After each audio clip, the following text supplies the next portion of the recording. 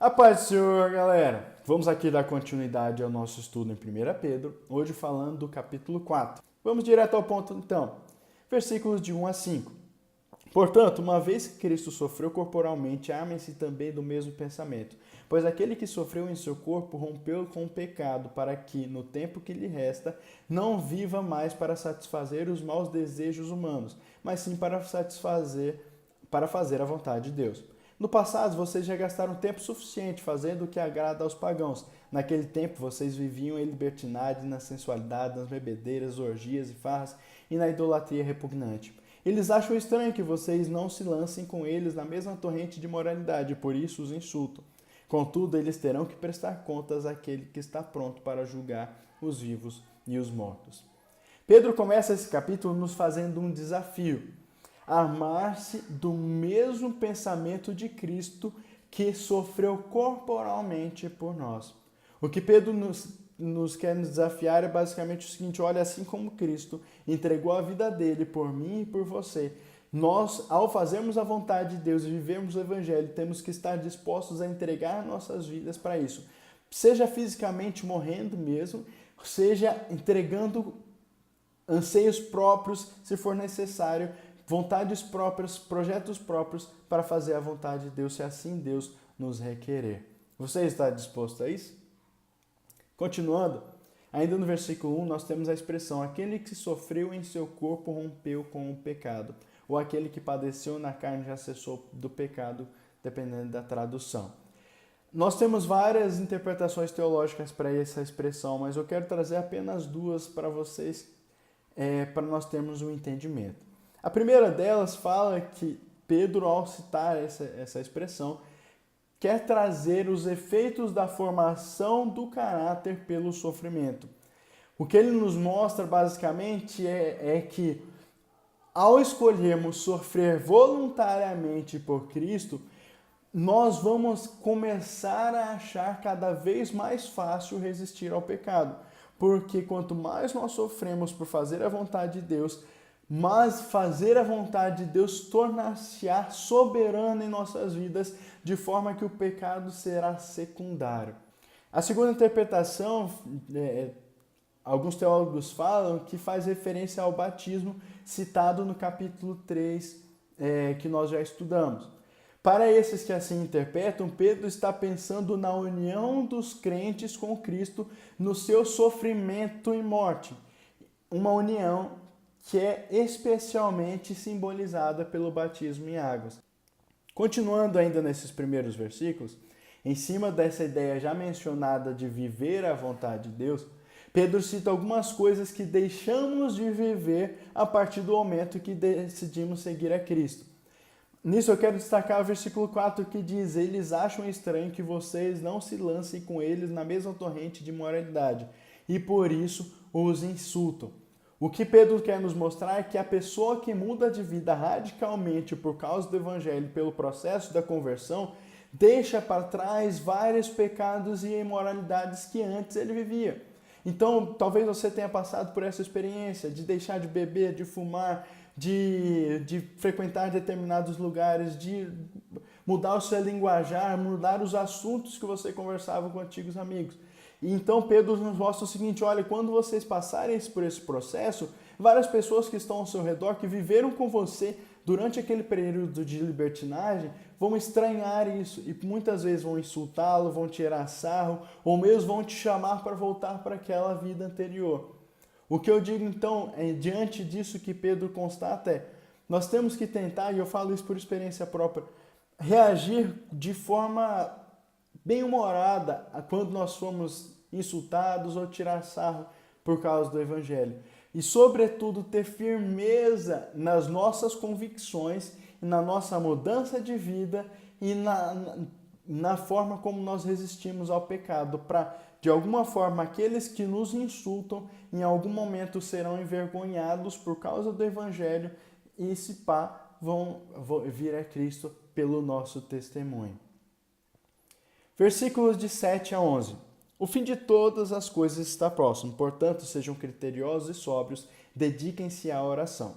Sobretudo, amem-se sinceramente uns aos outros, porque o amor perdoa muitíssimos pecados. Sejam mutuamente hospitaleiros sem reclamação, cada um exerça o dom que recebeu para servir aos outros, administrando fielmente a graça de Deus em suas múltiplas formas. Se alguém fala, faça-o como quem transmite a palavra de Deus. Se alguém serve, faça-o com a força que Deus provê, de forma que em todas as coisas Deus seja glorificado mediante Jesus Cristo, a quem seja a glória e o poder para todos sempre. Amém. Aqui nós temos que entender esse trecho inteiro a partir da primeira frase do versículo 7, que diz: o fim de todas as coisas está próximo, portanto... Aí ele começa a enumerar várias coisas que nós temos que estar atentos diante da iminente volta de Cristo. Aqui ele cita: sejam criteriosos e sóbrios, dependendo da versão traz só o termo sóbrios. E aqui no sentido de nós sermos mentalmente prudentes, não propensos nem ao fanatismo desequilibrado, nem à indiferença inconsciente. O que Pedro quer nos mostrar aqui é que viver o cristianismo, viver o evangelho, envolve controle emocional e mental. O erro de muitos cristãos e muitas igrejas até é muitas vezes relacionar o viver o evangelho, o viver a Cristo, como uma simples emoção, algo que passa simplesmente pelo campo da emoção em nossas vidas.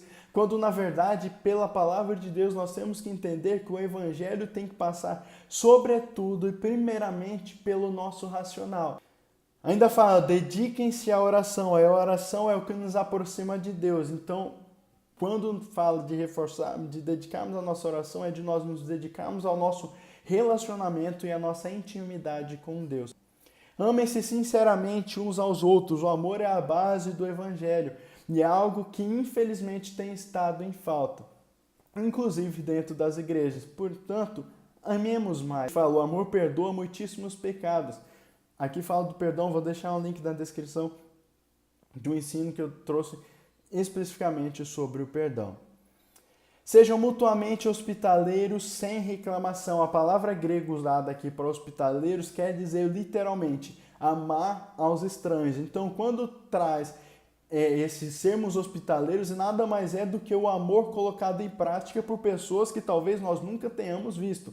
A hospitalidade, portanto, está relacionada tanto a receber pessoas em casa. É claro que hoje é perigoso, mas temos que estar dispostos a isso se for necessário. Como também receber as pessoas bem dentro da igreja, tratar as pessoas, mesmo que elas pensem diferente de nós, ideologia política, religiosa, mesmo que a pessoa pense diferente, tratar a pessoa com amor, tratar a pessoa com respeito, é ser hospitaleiro, é amar ao estranho, é mandamento bíblico. E ainda fala, ainda nesse sentido de Jesus estar voltando, cada um exerça o dom que recebeu para servir aos outros, administrando fielmente a graça de Deus em suas múltiplas formas, ou ainda multiforme graça de Deus. Quando traz esse termo multiforme graça de Deus, isso daqui caberia também um estudo muito extenso, porque é muito profundo e rico esse tema. Mas, grosso modo, o que Pedro quer nos mostrar é que Deus tem múltiplas formas de agir e Ele nos dá alguns dons para nós exercermos.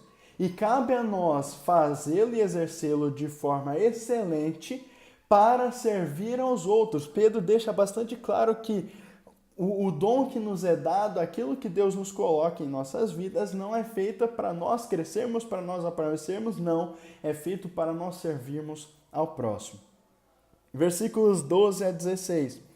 Amados, não se surpreendam com o fogo que surge entre vocês para os provar, como se algo estranho lhes estivesse acontecendo. Mas alegrem-se à medida que participam do sofrimento de Cristo, para que também, quando a sua glória for revelada, vocês exultem com grande alegria. Se vocês são insultados por causa do nome de Cristo, felizes são vocês, pois o Espírito da glória e o Espírito de Deus repousam sobre vocês. Se algum de vocês sofre, que não seja como assassino, ladrão, criminoso ou como quem se intromete em negócios alheios. Contudo, se sofre como cristão, não se envergonhe, mas glorifique a Deus por meio desse nome. Aqui nós temos Pedro trazendo uma riqueza muito grande de dados a respeito do sofrimento em decorrência do Evangelho. Para não me delongar, eu quero citar 3 pontos principais que eu achei aqui. O primeiro deles Pedro começa falando, não se surpreendam. Isso porque nós temos que saber que as aflições, quando nós vivemos a vontade de Deus, vivemos o Evangelho, as aflições virão. Isso é intrínseco do Evangelho. Não existe aquele Evangelho meio termo que muitas pessoas colocam como se não houvesse sofrimento. Não, as aflições virão. Isso porque nós vivemos em um mundo ímpio e cada dia mais tem ficado claro que aquilo que nós acreditamos pela palavra de Deus está sendo pregado completamente o contrário, o inverso no mundo afora. O sofrimento pelo Evangelho virá, em maior ou menor escala, mas virá e nós temos que estar prontos a isso. Ainda continua, alegrai-vos.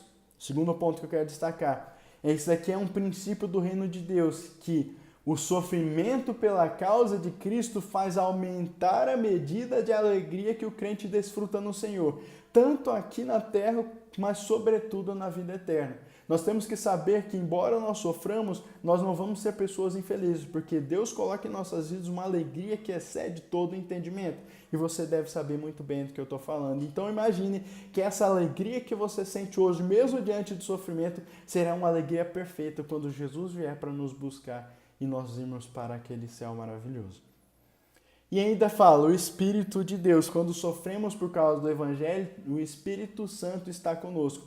Quando estivermos passando por dificuldade, seremos cheios do Espírito Santo, que nos ajudará e nos abençoará. Versículos 17 e 18. Pois chegou a hora de começar o julgamento pela casa de Deus, e se começa primeiro conosco, qual será o fim daqueles que não obedecem ao Evangelho de Deus?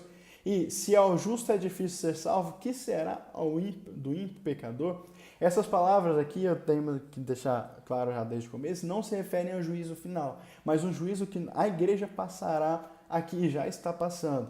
Aqui fica clara a soberania de Deus sobre o sofrimento do homem e o sofrimento da igreja. E aqui eu posso mencionar ao menos 2 propósitos que Deus tem em cima desse sofrimento, que é a purificação e fortalecimento da fé. A purificação, porque enquanto nós sofremos pelo Evangelho, Deus purifica, limpa, corrige. Isso porque o sofrimento pelo Evangelho aproxima a pessoa de Deus e aproxima a igreja de Deus. E quanto mais próximo de Deus, mais claros os erros. E quanto mais próximo de Deus, mais limpos nós somos e mais limpos é necessário que nós sejamos. E ainda o outro propósito é o fortalecimento da fé, porque quanto mais dificuldades nós passamos para fazer e para viver a vontade de Deus, mais forte é a nossa fé. Basta olharmos para a história da igreja, que quanto mais os cristãos eram perseguidos e mortos, mais multiplicava o número de cristãos. E ainda traz a expressão, começa pela casa de Deus, porque Pedro nos mostra aqui que esse julgamento de purificação e fortalecimento vai começar dentro das igrejas. Isso já começou. Nós temos que entender que quando Jesus for voltar, antes disso, Deus passará uma peneira dentro das igrejas para que aqueles que vivem um evangelho falso ou que envergonham o evangelho de Cristo sejam expostos e fiquem só aqueles que vivem o evangelho na sua excelência, conforme é a vontade de Deus. E ainda, terminando o versículo 19.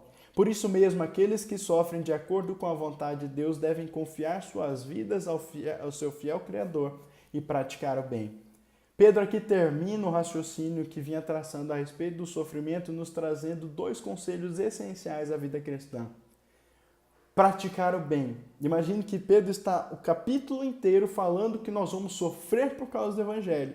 E ele termina falando que nós devemos praticar o bem. Então o que Pedro deixa muito claro é o seguinte, olha, mesmo que você for perseguido, que você for maltratado, que você for zombado, que tirarem sarro, a sua obrigação não é pagar com o mal, a sua obrigação é praticar o bem a essas pessoas. E ainda fala, confiar suas vidas ao fiel Criador. Pedro nos aconselha que devemos colocar toda a nossa confiança em Deus. É basicamente como se eu e você falássemos o seguinte para Deus. Eu quero que você, essa noite, fale isso para Deus. Toda a minha vida é tua. Tudo que há nela é teu. Se quiser tirar, pode tirar. Se quiser acrescentar, pode acrescentar. O importante é que o Senhor seja o meu guia. Deus abençoe a todos.